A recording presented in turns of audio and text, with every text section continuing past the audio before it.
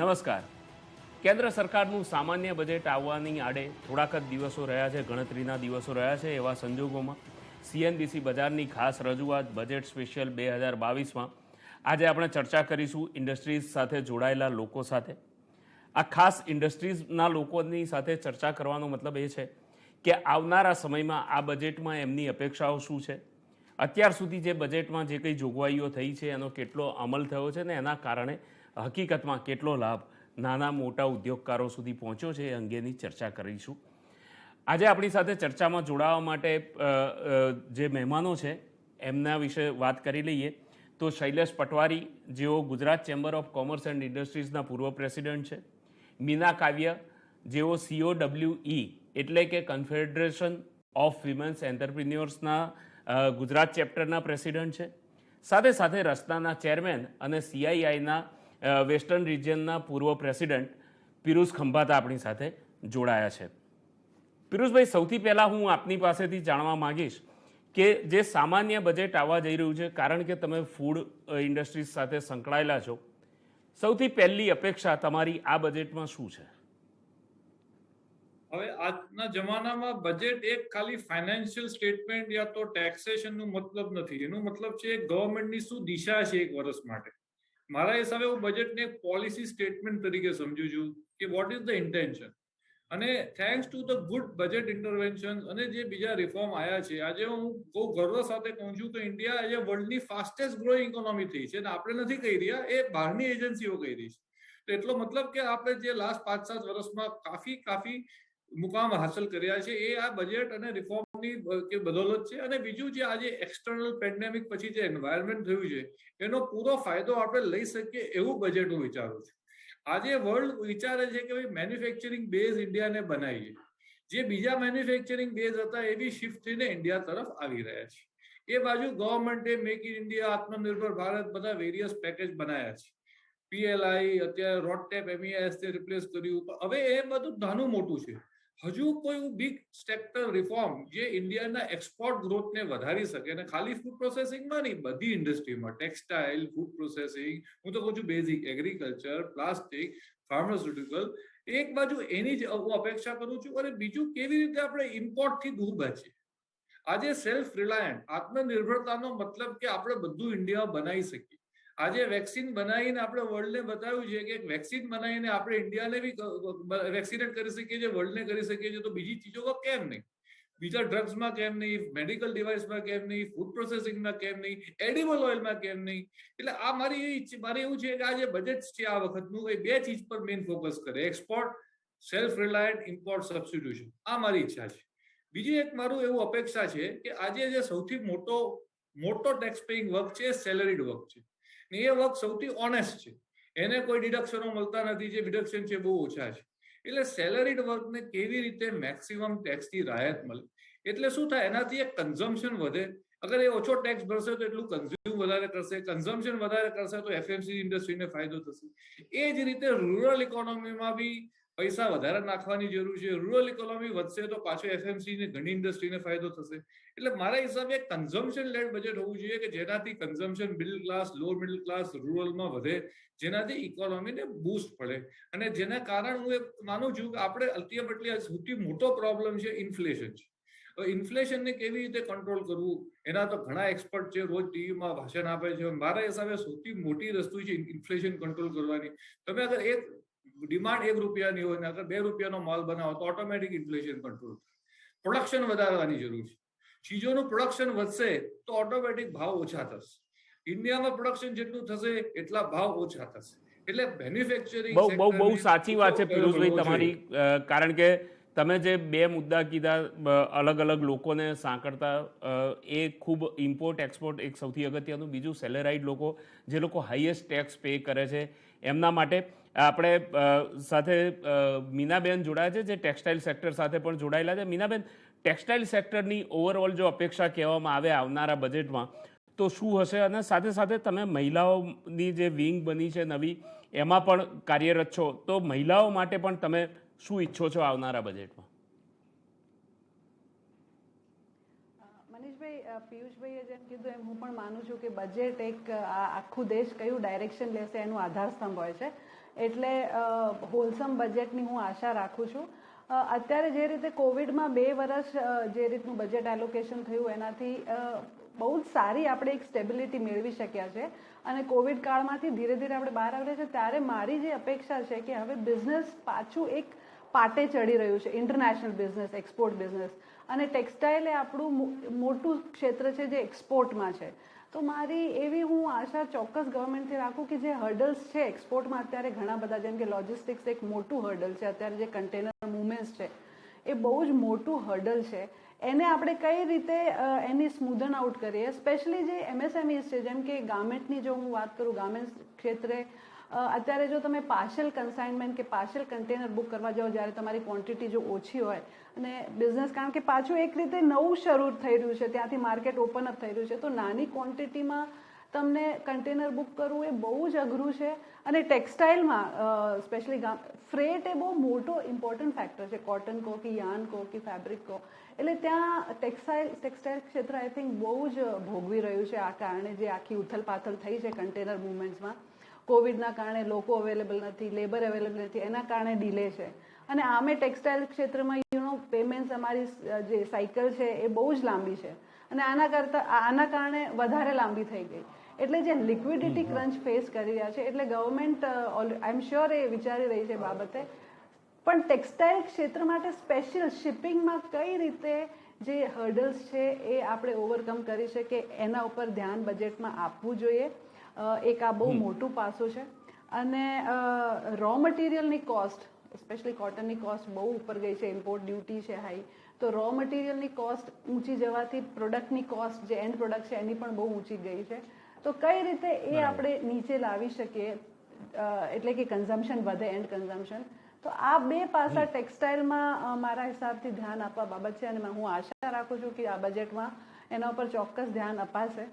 મહિલા તરીકે જે તમે મને ક્વેશ્ચન પૂછો તો હું તમને કહું, એક એક્ઝામ્પલ આપીને કહું કે ઘણી બધી સ્કીમો ગવર્મેન્ટે મૂકી છે જે એમએસએમઈઝને હેલ્પ કરવા માટે છે, પણ મારી એક એવી રિક્વેસ્ટ છે કે એ સ્કીમ્સ લાગુ ઇઝીલી થાય, લોકો એનો ઉપયોગ કરી શકે એવી હોવી જોઈએ. જેમ કે ઉદાહરણ રૂપે હું તમને આપું કે સિડબીએ એક વિમેન માટે સ્કીમ માઇક્રો ક્ષેત્રમાં મૂકી છે, સારી સ્કીમ છે અને વેલકમ છે, અમે ખુશ છીએ. પણ એમાં જે કન્ડિશન્સ છે કે તમારે જે લોન જોઈતી હશે તો 25% એનું કેશ કોલેટરલ તમારે મૂકવું પડશે.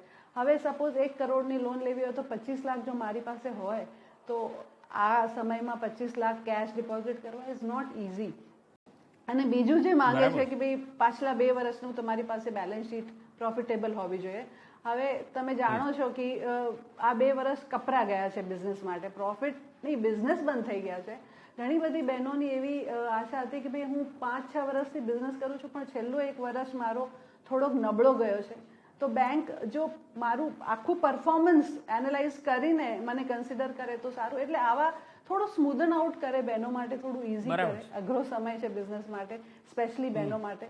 તો એ મારી આશા ગવર્મેન્ટથી ચોક્કસ છે કે તમે જે વાત કરીને એના સંદર્ભમાં જ હા, હું પિયુષભાઈને ફરી એક પ્રશ્ન પૂછવા માંગીશ. પિયુષભાઈ, તમે જ્યારે એક્સપોર્ટને સ્મૂથ બનાવવાની કે ઇમ્પોર્ટને સ્મૂથ બનાવવાની વાત કરી રહ્યા છો, લોજિસ્ટિકનો ઇસ્યુ છેલ્લા 3-4 મહિનાથી આપણી દરેક ઇન્ડસ્ટ્રીઝ ફેસ કરી રહી છે. કન્ટેનર નથી મળી રહ્યા, જે મળી રહ્યા છે એનું વેઇટિંગ ઘણું લાંબુ છે, અથવા તો રેટ્સ એના ઓલમોસ્ટ 3 ગણા વધી ગયા છે. આવા સંજોગોમાં કોઈ સ્પેસિફિક યોજના અથવા કંઈક એવી ડિમાન્ડ કે જેના કારણે આ વસ્તુ બહુ ઇઝી થઈ શકે ને એક્સપોર્ટ પણ, કારણ કે તમારું યુનિટ પણ ઘણું બધું એક્સપોર્ટ ઓરિએન્ટેડ છે. પિયુષભાઈ, આ એક મુદ્દો લેવાનો હતો, મેં કોઈ એક સેકન્ડ રાઉન્ડમાં લઈશ લોજિસ્ટિકનો મુદ્દો. ડેફિનેટલી એમાં બહુ જરૂર છે, પણ એક મેઇન સમજીએ આપણે કે જે મેં આત્મનિર્ભરતાની વાત કરી એ જ આમાં આવીને રહી જાય છે.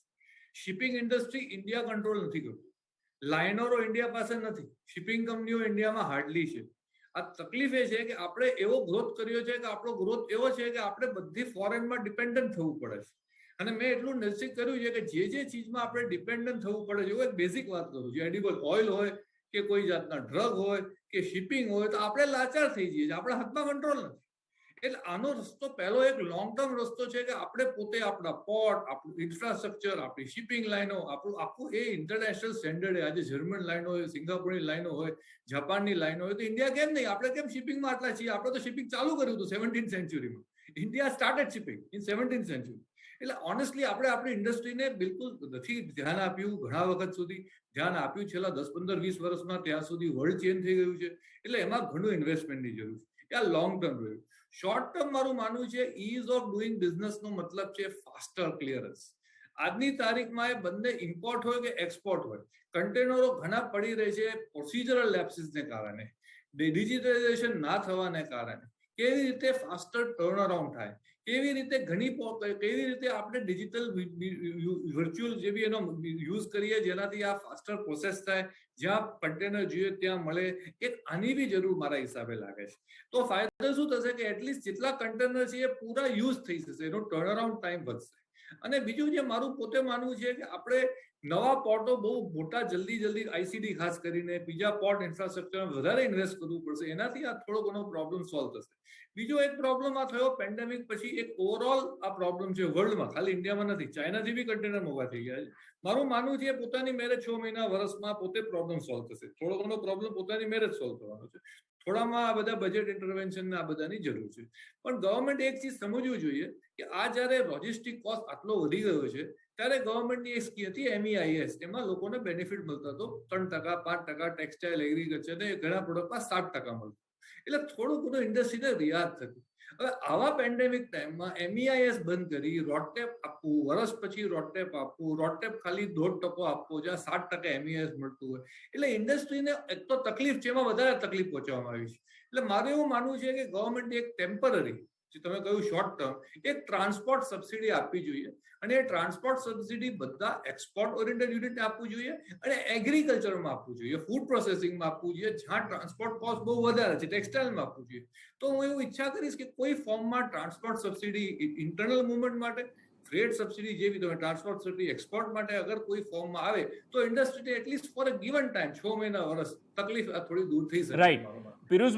પિયુષભાઈ આપને અહીંયા રોકવા માંગીશ, આપણે એક બ્રેક માટે રોકાઈએ છીએ.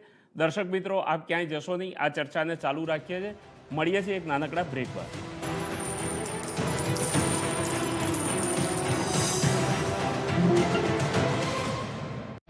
नई शानदार दमदार स्टाइलिश TVS Jupiter 125। अब तक आपको मिला ज्यादा कंफर्ट और अब आपको मिलेगा ज्यादा से भी ज्यादा कंफर्ट और कन्वीनियंस। ज्यादा सेफ्टी कौन नहीं चाहेगा? स्टोरेज 2 हेलमेट आराम से आ जाएंगे, पावर 125 सीसी। नई TVS Jupiter 125 है ना, ज्यादा से भी ज्यादा।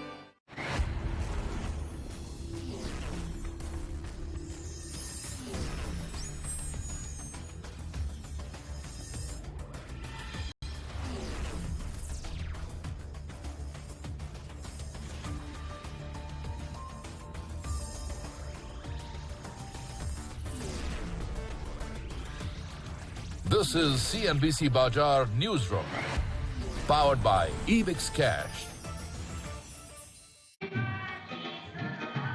કેવું લાગી રહ્યું છે મેડમ? ફેશિયલ કેવું લાગી રહ્યું છે? શાદીની પહેલા આવે છે સીઝન shaadi.com ની, આજે જ ડાઉનલોડ કરો. શેર બજારના મહારથી આપશે પ્રત્યેક કંપનીની સંપૂર્ણ માહિતી, વિશ્લેષણો કરી આપશે સચોટ સલાહ અને આપશે આપના પોર્ટફોલિયોને સમૃદ્ધ કરવાના ફંડા. ફેન્ટાસ્ટિક ફંડા, દિવસભર માત્ર CNBC બજાર પર. This is Network 18, and you are watching CNBC Bazaar, powered by Ebix Cash. Ebix Cash, हर खुशी के लिए काफी है.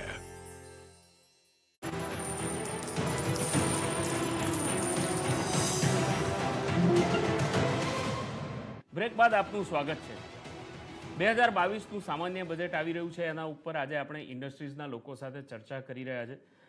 સૌથી પહેલાં હું શૈલેષભાઈ પાસે જઈશ. શૈલેષભાઈ, ઘણી બધી ચર્ચાઓ થઈ, થોડીક ટેકનિકલ ક્ષતિને કારણે આપનો સંપર્ક નહોતો થઈ શક્યો, પણ જે ચર્ચાઓ થઈ એમાં ખાસ કરીને લોજિસ્ટિક છે, ઇમ્પોર્ટ એક્સપોર્ટ છે અને મહિલાઓ માટેની એમને સરળતાથી લોન મળી શકે એ પ્રમાણેની જોગવાઈની વાતો થઈ. તમે નાના મોટા મધ્યમ SME જેને કહી શકાય એ પ્રકારની ઇન્ડસ્ટ્રીઝને રિપ્રેઝન્ટ કરો છો અને તમે ઘણા વર્ષો સુધી ગુજરાત ચેમ્બરના પ્રતિનિધિ તરીકે પણ આ લોકોને સાંભળ્યા છે. એક ઓવરઓલ જો અપેક્ષા કરવામાં આવે આ 2022ના બજેટમાં, તો નાણામંત્રી પાસે SMEના લોકોની અથવા તો જે મધ્યમ કદના ઉદ્યોગકારો છે એમની શું અપેક્ષા હોઈ શકે? એમએસએમઈ ઇન્ડસ્ટ્રી આ પેન્ડેમિકમાં ચોક્કસ ખૂબ જ તકલીફમાં છે અને આ ટાઈમમાં એમએસએમઈ ઇન્ડસ્ટ્રી ગવર્મેન્ટ પાસે ફાઇનાન્શિયલ વધુ લિક્વિડિટી મળે એને માટે આશા રાખી રહી છે. તેમજ જે ઇઝ ઓફ ડુઈંગ બિઝનેસને માટે વડાપ્રધાનશ્રી મહેનત કરી રહ્યા છે એ જરા પણ એમએસએમઈ માટે નથી અને હું માનું છું કે આને માટે વહેલામાં વહેલી તકે ઇઝ ઓફ ડુઈંગ લાવવા માટે એન્વાયરમેન્ટના કાયદા સુધારવા જોઈએ. જેવા કે એન્વાયરમેન્ટ ક્લિયરન્સ લેવા જવું હોય તો વર્ષ દોઢ વર્ષ થઈ જાય, પ્રોડક્ટ ચેન્જ કરવી હોય ત્યારે પણ તકલીફ. એટલે એન્વાયરમેન્ટને લગતા પોલ્યુશનને લગતા જે તમારા નોર્મ્સ હોય એ મળતા હોય તો બીજી કોઈ કન્સેન્ટ લેવાની જરૂર ના હોય, પરંતુ આપણે ત્યાં દરેક પ્રોડક્ટ ચેન્જ કરવી હોય તો પણ તમારે ઈસી લેવા જાઓ. હવે એ જ પ્રોડક્ટની એ જ એસ્ટેટમાં ઈસી હોય તો ફરીથી એ પ્રોડક્ટ માટે ઈસી લેવાની જરૂર ના રહેવી જોઈએ. એટલે આ રીતના જે તકલીફો એમએસએમઈને છે. બીજું કે મોટા ઇન્ડસ્ટ્રીવાળા એન્ટી ડમ્પિંગ ડ્યુટી નખાવી દે છે અને એનો પછી માર નાની ઇન્ડસ્ટ્રી એમએસએમઈને પડે છે. એ લોકો એમનો ભાવ વધારી દે છે કારણ કે ઇમ્પોર્ટ થાય નહીં અને એ લોકો લોકલ જે આપણા દેશના મોટા ઉદ્યોગો છે એનો ગેરલાભ લે છે. એને પણ તરત રોકવા જોઈએ અને એન્ટી ડમ્પિંગ ડ્યુટી નાખતી વખતે જે નાની ઇન્ડસ્ટ્રીઓ છે એમને કોન્ફિડન્સમાં લેવા જોઈએ, પરંતુ એ થતું નથી અને મોટા ઉદ્યોગો એમનું ઉપલા લેવલે કામ પતાવી દે છે. એટલે એ પણ ના થવું જોઈએ. ત્રીજું કે ચાઇનામાં અત્યારના 13% ઇન્સેન્ટિવ છે એક્સપોર્ટ ઉપર, ભારતમાં એ ફક્ત 1% છે અને એ પણ એડવાન્સ લાઇસન્સ હોય તો 1% નહીં. 2 વર્ષ પહેલાં એમઈઆઈ સ્કીમમાં જે 1.5% મળતા હતા એના પણ 2 વર્ષના પેમેન્ટો હજુ અમારા એક્સપોર્ટરને મળ્યા નથી. એટલે આ રીતે જો ચાઇનાને આપણે એક્સપોર્ટ કરવામાં પાછળ પાડવું હોય કે ચાઇનાથી આગળ જવું હોય કે ચાઇનાની બરોબરી કરવી હોય તો એટલીસ્ટ ચાઇના જે કરે છે એ કાયદાઓનું ધ્યાન આપણી મિનિસ્ટ્રી એ રાખી એ પ્રમાણેના કાયદાઓ કરવા જોઈએ. વધુમાં આપણે ત્યાં અત્યારના કન્ટેનરની શોર્ટેજને લીધે ભાવ જે હોય એના કરતાં 10 times ચાર્જ કન્ટેનરનો થતો હતો. પ્લસ આજે શિપિંગ લાઇન આપણા દેશની એક શિપિંગ કોર્પોરેશન ઓફ ઇન્ડિયા છે પણ એક નહીં બરાબર છે. એટલે ભારતમાં શિપિંગ લાઇન થાય એને માટે ગવર્મેન્ટે પ્રાઇવેટ પ્લેયરોને આગળ લાવવા જોઈએ અને એ લોકોને કહેવું જોઈએ તમે ગમે તેમ કરીને શિપિંગ લાઇન તૈયાર કરો. કારણ આપણે ટોટલી ડિપેન્ડન્ટ છીએ અને ચાઇના એનો ખૂબ જ લાભ લઈ રહ્યું છે. બહેનો માટે પણ અત્યારના જે બધી માગણીઓ છે એ ખરેખર જરૂરી છે કારણ કે તમે 2 વર્ષના તમે પ્રોફિટના બેલેન્સ શીટ માગો, શરૂઆતનો ધંધો હોય તો એ શક્ય હોતું નથી. એટલે આવા બધા જે કાયદાઓ છે એ તદ્દન સુધારવા જોઈએ અને એને માટે ચેમ્બરની કે બીજા કોઈ એસોસિએશનની સલાહ સૂચન લેવી જોઈએ. બિલકુલ, બહુ સાચી વસ્તુ છે. આ બધી ચર્ચાઓ મીનાબેન સાથે પણ થઈ. મીનાબેન, ફરી હું તમને જે પ્રશ્ન પૂછવા માગું છું, ટેક્સટાઇલ સેક્ટર એવું છે કે જે ગુજરાતમાં પણ એટલું જ મોટું છે અને આપણા દેશની અંદર પણ ઘણું બધું ટેક્સટાઇલ સેક્ટરે કામ થઈ રહ્યું છે અને એક્સપોર્ટ એ સૌથી અગત્યનો મુદ્દો છે ટેક્સટાઇલ સેક્ટર માટે. જેમ શૈલેષભાઈએ કીધું, અગાઉ પણ ચર્ચા થઈ એમ એવી કોઈ એન્ટી ડમ્પિંગ ડ્યુટી અથવા તો એવી કોઈ જે ચાઇનાને સીધી કમ્પીટ કરી શકે એવી કોઈ જોગવાઈ કરવાની જરૂર તમને લાગી રહી છે કે જેના કારણે ટેક્સટાઇલ સેક્ટરને ઘણું વધારે બૂસ્ટ મળી શકે અને એક્સપોર્ટ પર વધારે જોર આપી શકાય?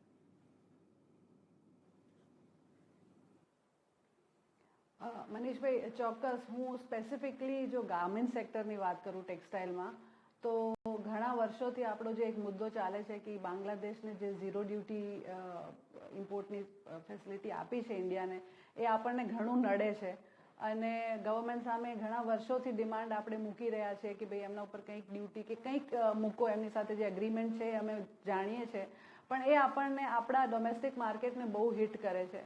અને એના સિવાય જો હું વાત કરું તો જે પિરુલભાઈએ કીધું કે જે ઇન્સેન્ટિવ્સ છે ટેક્સટાઇલ ઇન્ડસ્ટ્રી, તમે જે જીએસટી આવ્યું એના પહેલાં ડ્યુટી ડ્રોબેક્સ જે હતા, જે વોલ્યુમ બેઝ પ્લેયર્સ હતા એ તો ડ્યુટી ડ્રોબેક જ એમનું પ્રોફિટ હતું, એ રીતનું કામકાજ હતું. તો ડ્યુટી ડ્રોબેક્સ તો ફેઝ આઉટ થયા અને જીએસટી આવવાથી જે ઇન્સેન્ટિવ્સ છે એ એટલા હવે નથી.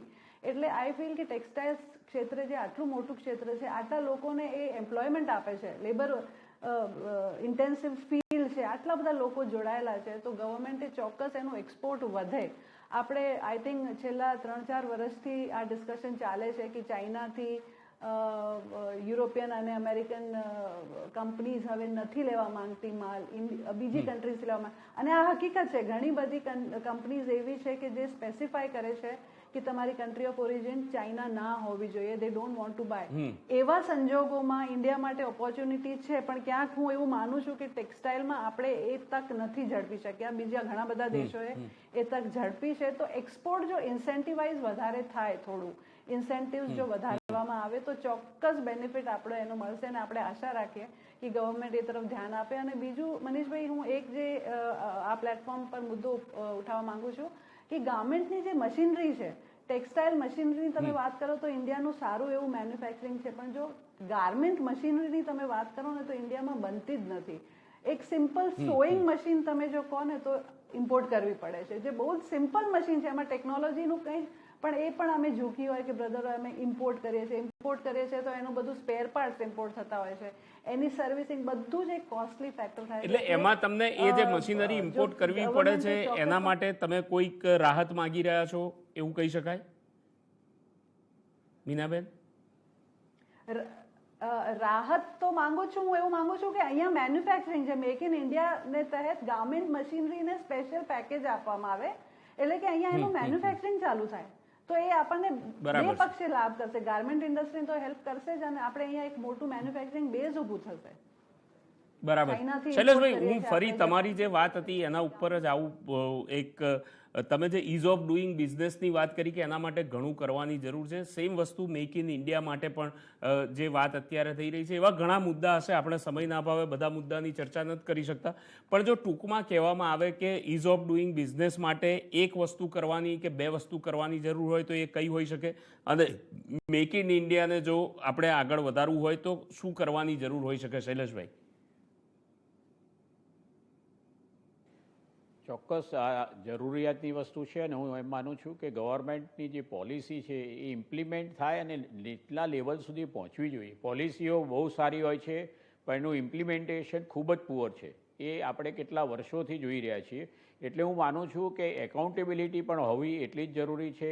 અને આપણે જે ફિગર્સ ને ફેક્ટ્સ આપણે જે બજેટમાં પ્રોવિઝનમાં આપીએ છીએ એ પ્રમાણેનું ઇમ્પ્લિમેન્ટેશન થાય છે કે નહીં એવું દર 2 મહિને રિવ્યૂ કરવો જોઈએ અને ઇન્ડસ્ટ્રી એસોસિએશનનો રિપોર્ટ લેવો જોઈએ કે તમે આ જે અમે ઇન્સેન્ટિવ્સ આપીએ તમને મળ્યા કે ના મળે તો કારણ આપો.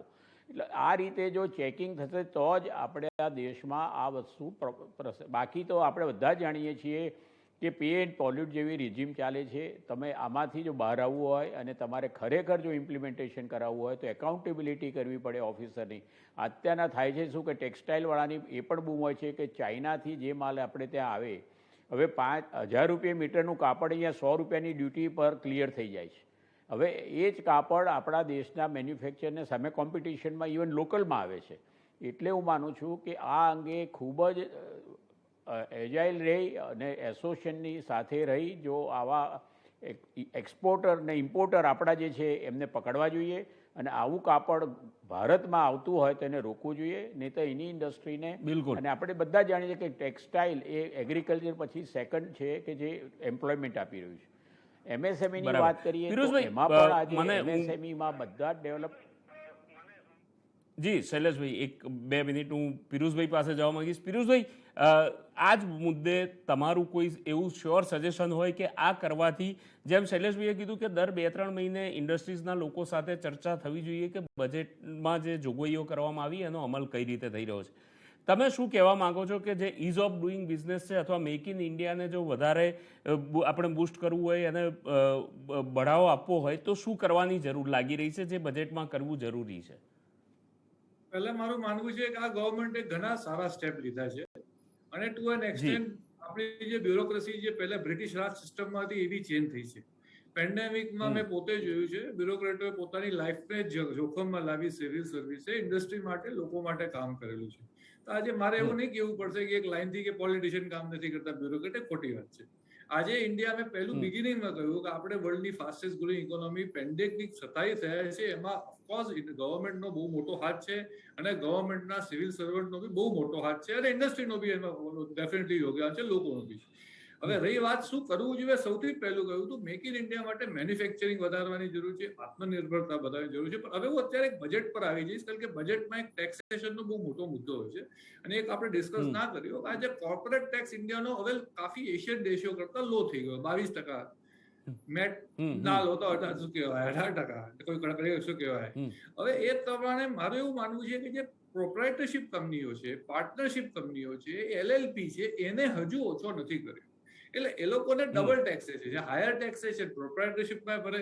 હવે ઘણા ઇન્ડિયાના જે હજુ બી ધંધા ચાલે છે, HUF-માં ચાલે, પાર્ટનરશિપમાં ચાલે, કારણ કે આપણે હિસ્ટોરિકલી પાર્ટનરશિપમાં ચલાવીએ છીએ. આજે મારી પેઢી વર્ષોથી ચાલતી હોય તો કોઈ કંપની નથી કાલે બનાવી દેવાનું. તો એ થોડું મારા હિસાબે ઇનજસ્ટિસ જ કહેવાય કે એક બાજુ તમે ત્યાં ખાલી 22% ટેક્સ ને 18% ટેક્સ આપો ને અહીંયા 35% ને વધારે ટેક્સ 30% આવે. એટલે મારા હિસાબે તમે આને ઇમિડિયેટલી કરેક્ટ કરવાની જરૂર છે કે ભાઈ કોર્પોરેટ ટેક્સ એક જ હોવો જોઈએ બંને માટે. એ જ રીતે આ જે કેપિટલ ગેઇન ટેક્સ છે, ફોરેન ફંડો પર ગવર્મેન્ટે ઘણી રિયાયતો આપી છે, પણ ઇન્ડિયામાં તો બહુ હાઈ છે. એટલે કેપિટલ ગેઇન ટેક્સને બી એક રેશનલાઇઝ કરવાની જરૂર છે અને corporate taxation on all types of businesses be it is done as a corporate or LLP partnership, એને રેશનલાઇઝ કરવાની જરૂર છે. બાકી મારું માનવું છે કે જે ઘણા ડિડક્શન હતા એ બહુ પોઝિટિવ હતા, જાણે કે ઇન્વેસ્ટમેન્ટ ડેવલપમેન્ટ અલાવન્સ. તમે આજે પ્રોફિટ વધારે થયો આ વર્ષે તો હું એ પ્રોફિટને બાજુમાં કરીને 5 વર્ષનો પ્લાન બનાવું કે ભાઈ 5 વર્ષે આ પૈસા હું ખર્ચી નાખીશ ઇન મેન્યુફેક્ચરિંગ, તો મને ફાયદો મળે. એ મળે કે ટેક્સમાં આજે રિયાયત મળે, એટલે હું શું કરું, એક પ્લાન બનાવી શકું, ચલો ભાઈ ઇન્વેસ્ટ કરું. સેમ રીતે એક્સેલરેટેડ ડેપ્રિસિએશન, હાયર ડેપ્રિસિએશન, એટલે કેવી રીતે મેન્યુફેક્ચરિંગમાં વધારે ઇન્વેસ્ટમેન્ટ આવે એના માટે શું ટેક્સ રિયાયત આપવાની જરૂર છે. એમાં આ બજેટમાં હું ખરેખર વિચારું છું કે આમાં કોઈ હોવું જોઈએ બેનિફિટ. બહુ વર્ષો પહેલા બિલકુલ આપની પિયુષભાઈ વાત સાચી છે. હું આપને અહીંયા રોકવા માંગીશ, સમયનો અભાવ છે. આપણી પાસે જે મહેમાનો જોડાયા છે આપ તમામનો હું અહીંયાથી આભાર માનવા માંગીશ. પિયુષભાઈ આપનો, શૈલેષભાઈ આપનો, મીનાબેન આપનો. આપ સૌ આ બજેટની ખાસ ચર્ચામાં જોડાયા, ઇન્ડસ્ટ્રીઝનો અવાજ રજૂ કર્યો. અમે આશા રાખીએ કે નાણામંત્રી સુધી આપનો અવાજ પહોંચે અને આવનારા બજેટમાં જે અપેક્ષાઓ આપની છે એમાંથી ઘણી બધી પૂરી થાય. આપ દર્શક મિત્રો અમારી સાથે જોડાયેલા રહેજો CNBC બજાર પર. અમે બજેટને લગતી તમામ ચર્ચાઓ લઈને આપને માટે આવી રહ્યા છે. આપ સૌનો ખૂબ ખૂબ આભાર.